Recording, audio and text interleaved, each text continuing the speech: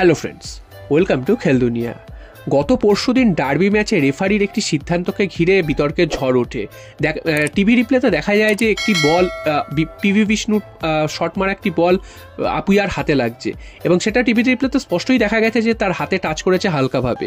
এবার প্রশ্ন হচ্ছে তাহলে এখানে রেফারি কেন পেনাল্টি দিল না? তো এটা নিয়ে তোমাদেরকে আগেই আমি বিশ্লেষণ করেছিলাম যে ফিফার একটা রুল আছে, সেটা কিন্তু অনেকটা এরকম যে বলটা যদি হাতে গিয়ে লাগে সেক্ষেত্রে পেনাল্টি দেওয়া হয় না, এবং হাতটা যদি বলে গিয়ে লাগে বা হাতটা যদি অবস্ট্রাক্ট করে বলকে সেক্ষেত্রে পেনাল্টি দেওয়া হয়।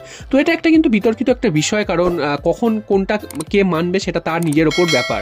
তো এখানে যেটা দেখা গেছে টিভি রিপ্লেতে স্পষ্টই সেখানে দেখা যাচ্ছে আপুইয়ার হাতে বলটা লাগছে। তো ইস্টবেঙ্গল সমর্থকরা স্বাভাবিকভাবেই বলছে যে এটা পেনাল্টি ছিল, তা প্লেয়াররাও দাবি করেছিল। উল্টো দিকে রেফারি তো পেনাল্টি দেয়নি, দেখেছো, এবং তারপর সারা ম্যাচে কিন্তু ইস্টবেঙ্গল একটা সুযোগও পায়নি গোল লক্ষ্য করে একটা শট নেওয়ার মতনও। তো সেই পেনাল্টিটা পেলে ম্যাচের রং কী হতে পারতো সেটা কিন্তু সময় বলতো, তবে পেনাল্টিটা হয়নি। তখন প্রশ্ন হচ্ছে এটা কি সঠিক সিদ্ধান্ত নিয়েছেন রেফারি? তো তোমাদের প্রথমেই আমি ক্লিয়ার করলাম যে ফিফার রুলটা কি রয়েছে। তো আজকের কিন্তু যেটা সবথেকে বড় খবর সেটা হচ্ছে এআইএফএফ এর যে রেফারিং হেড রয়েছে, চিফ হেড, তো তিনি কিন্তু আজকে স্পষ্টই জানিয়ে দিলেন এইটা কখনোই পেনাল্টির সিদ্ধান্ত হতে পারে না, কারণ এখানে কিন্তু দেখা গেছে বলটা একটা রিফ্লেক্ট হয়ে আপুইয়ার হাতে লেগেছে, অর্থাৎ বলটা কোনোভাবেই গোলমুখী শট ছিল না বা এমন কোনো ব্যাপার হচ্ছিল না যে বলটা গোলে যাচ্ছিল সেখানে আপুইয়ার হাত এসে সেটাকে বাঁধা দিয়ে গোলটা হয়নি। তো এরকম কিন্তু কোনো ব্যাপার ছিল না। সেক্ষেত্রে দেখা গেছে যে বলটা কিন্তু জাস্ট তার হাতে গিয়ে লাগছে, বলটা নিজেই তার হাতে গিয়ে লাগছে, এমন না যে তিনি হাত দিয়ে বলটাকে আটকেছেন। তো সেই কারণে এটা কোনোভাবেই পেনাল্টি দেওয়া হবে না বলেই জানিয়েছে, এবং এইটাই কিন্তু আজকের রিপোর্টে উঠে এসছে। তো এখান থেকে স্পষ্ট হয়ে যাচ্ছে যে এইটাকে ভারতীয় রেফারিরা কিন্তু মানছেন না যে এটা কোনোভাবেই পেনাল্টি ছিল। তো আমরা দেখেছি যে অনেক প্রাক্তন ফুটবলার থেকে শুরু করে প্লেয়াররা অনেকেই কিন্তু বলেছেন যে এটা রেফারির ভুল, ভার নিয়ে আসা উচিত।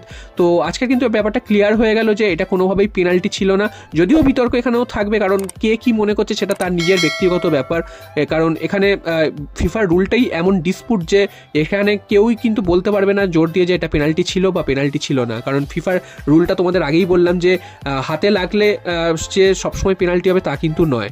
তো এখানে ফিফার এই রুলটা কেন এরকম করেছে জানা নেই, তবে এই রুলটা যতদিন এরকম থাকবে ততদিন কিন্তু এই ব্যাপারগুলো নিয়ে ডিসপুট চলতেই থাকবে। আমরা ইউরো কাপের ফাইনালেও দেখেছি যে স্পেন ভার্সেস জার্মানি যে খেলা হচ্ছিল সেখানে একদম হাতে গিয়ে বল লাগলো পেনাল্টি বক্সের মধ্যে, সেখানে কিন্তু পেনাল্টি দেয়নি, সেখানে ভার সিস্টেমও ছিল। তো সব মিলিয়ে কিন্তু যেটা এতদিন ধরে বিতর্ক চলছিল, লাস্ট দুদিন ধরে, সেই বিতর্কে কিন্তু অবসান ঘটলো, এটা কিন্তু কোনোভাবেই পেনাল্টি ছিল না। এরপর চলে আসি মোহনবাগানের খবরে। তোমরা জানো যে আগামী শুক্রবার মোহনবাগান নামছে জামশেদপুর এফসির বিরুদ্ধে, যেই ম্যাচটা কিন্তু এই মৌসুমের সবথেকে অন্যতম কঠিন ম্যাচ হতে চলেছে।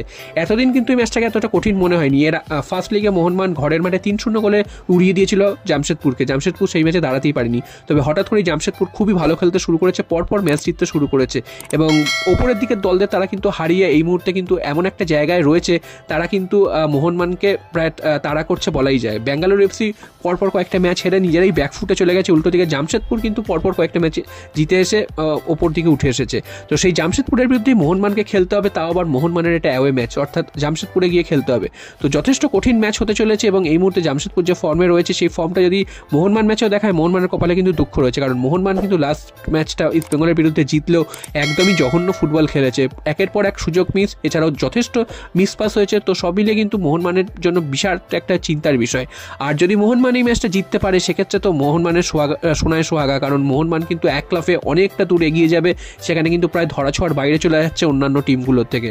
তো দেখা যাক মোহনবাগান এই ম্যাচটাকে কীভাবে নেয়। তবে এখানে কিন্তু মলিনার অনেক পরীক্ষা রয়েছে, কারণ কীভাবে তিনি দল নামান, তার চোটাঘাত বেশ কিছু প্লেয়ারের রয়েছে, তো সেইগুলোকে কী করে তিনি মোকাবিলা করেন সমস্ত কিছু দেখার রয়েছে। তবে মোহনবাগানকে এই ম্যাচটা খুব গুরুত্বপূর্ণ হিসাবেই দেখতে হবে, কারণ কোনোভাবে যদি এটা পয়েন্ট নষ্ট করে আবার কিন্তু ব্যাঙ্গালোর, গোয়া বা জামশেদপুরের কাছে সুযোগ চলে আসবে মোহনবাগানের কাছাকাছি চলে আসার। তো দেখা যাক আগামী শুক্রবার মোহনবাগান ম্যাচটা নিজেদের পকেটে পুরে